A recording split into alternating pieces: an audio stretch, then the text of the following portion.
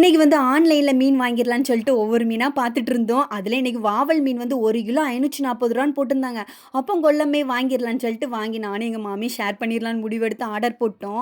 ஆனா வந்த பிறகு தான் தெரியுது மீன் வந்து ரொம்ப சின்னதா இருந்துச்சு. ஆனா வாஷ் பண்ணி எடுத்து தந்துட்டாங்க. இதே வந்து மீன் கடைக்கு போனோம்னா, இவ்ளோ வந்து ரேட்டுக்கு கிடைக்காது தான். ஏன்னா வந்து இந்த மீன் வந்து ரொம்ப ரேட்டு. அது மட்டும் இல்ல, முள்ளா தான் இருக்கும். இருந்தாலும் டேஸ்ட் வந்து ரொம்ப நல்லாருக்கும். உங்களுக்கும் பிடிக்கும்னா மறக்காம கமெண்ட் பண்ணுங்க. வந்த மீன உடனே சரி குழம்பு வச்சிரலாம். இந்த மீன எப்படி வைக்கலான்னு யோசிக்கும்போது தான், இன்னைக்கு எனக்கு என்னலாம் தோணுச்சோ அந்த மெத்தட்ல பண்ணலான்னு சொல்லிட்டு, சின்ன வெங்காயம், பூண்டு இதெல்லாம் உரிச்சு வச்சுக்கிட்டேன்.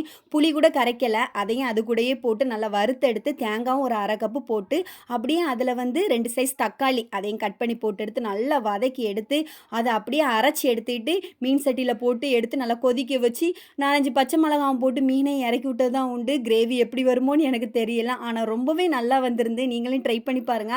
அப்படியே 2 மீனையும் பொரிச்சு எடுத்து, கீரையும் வச்சு நல்லா சாப்பிட்டாச்சு.